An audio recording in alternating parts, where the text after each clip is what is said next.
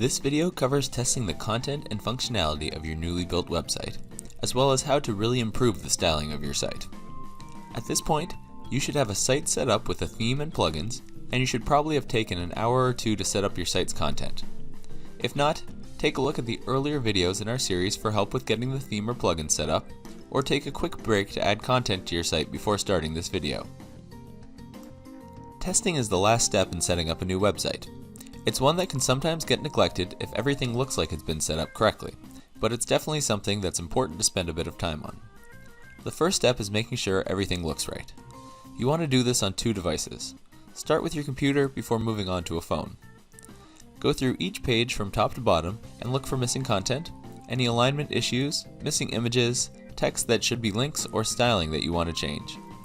Make sure you check that your links are working by opening each in a new tab, by holding Control on a PC or Command on a Mac while clicking on the link. If you notice an issue, correct it right away if it's something small, or start a list of bigger issues that need fixing. After you've gone through the whole site on your computer, take out your phone and make sure that all of the content looks right on your phone as well. Once you've gone through the content, it's time to test the different parts of the site to make sure that they actually work. We'll start with the contact form that we added. Go to your contact page, fill in all of the fields, and then submit the form. You should receive an email within a few minutes if everything is working correctly. Double check that the information in the email matches the information that you entered. If any part of that process isn't working correctly, add a description of the issue to our list of bigger issues to tackle later. Next, let's move on to our FAQ section. Make sure that the title and the content for each FAQ has loaded correctly, and that the FAQs open and close correctly when you click on them. If any of that isn't working correctly, it should definitely be added to the list of things that need fixing. If there's something that you don't like about the FAQ content, for example, if you want to hide the FAQ author or disallow comments, you can add that to your change list as well. Now that we've tested our contact form and FAQs, it's time to move on to testing our shop. Go to the shop page and browse through to make sure everything looks clean and well aligned, and that all of the products are displayed. Test any filtering that you've added to your shop page, and make sure that the products that are displayed match the filtering criteria. Click on a product and make sure that the product page displays the way that you want it to. Next, add a product to your cart and head to the checkout page. You can create a coupon code so that the price of the product is really low, but you should definitely make sure that an actual purchase works on your site, because there's nothing worse than losing out on orders because your checkout process isn't set up correctly. Next, let's test submitting a review via the product page. Fill out the submit review form and then submit your test review. You should see it appear in the admin area and, depending on your approval settings, displayed on the product page as well. Again, if any part of that process didn't work, note it on your issues list. Next up, let's test our tracking system. If you've already got a test item created, great. If not, create one now. Head to the tracking page that's been set up and enter the order and number for the test item into the tracking form.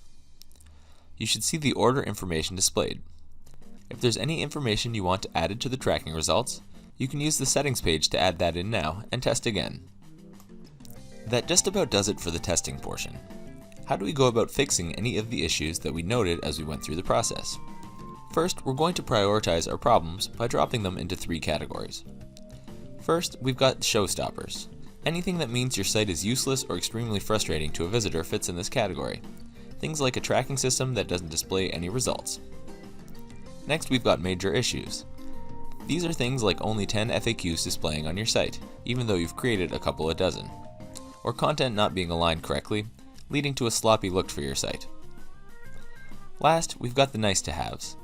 These are little things like having a different message displayed after submitting your contact form than the message that you'd like to have. After that, work through the problems, starting with the most severe ones and moving on from there. The process I'd recommend for sorting out issues on your website is this. Start by checking if you've got the settings correct. If the author's name isn't displaying on your FAQs, do you have that option enabled? If that's not the problem, search to see if someone else has had the same problem before, either via a Google search or a search of the WordPress.org forums. There are about 30 million websites that use WordPress, so odds are that someone has had the same problem as you, and hopefully they posted the solution to that problem online. The next step after that is looking for help. For issues with a theme or a plugin, you can post directly in that theme or plugin's WordPress.org support forum.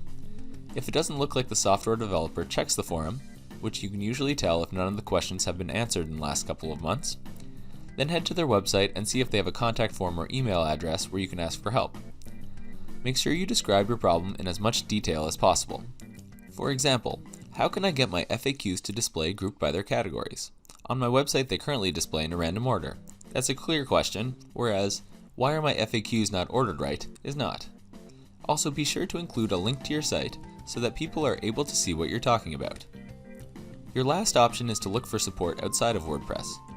You can try posting on a site like Stack Overflow to see if someone else can help you resolve a problem if a WordPress software developer isn't responding about issues with their themes or plugins. Once you've got all your problems, or at least your most pressing ones, resolved, congratulations, your site is just about done. The last thing you might want to do before launching your website is improve the styling. We've created a blog post that explains how we did that for this site, which we've linked to in the video description. After that, you can either launch your website quietly, or have a big marketing push to let the world know that your site exists. Thanks for watching our tutorial series on how to build your restaurant website. We'll be posting a couple of videos on how to keep the content of your site up to date, so that people have a reason to keep coming back. Make sure you subscribe to our YouTube channel so that you don't miss those.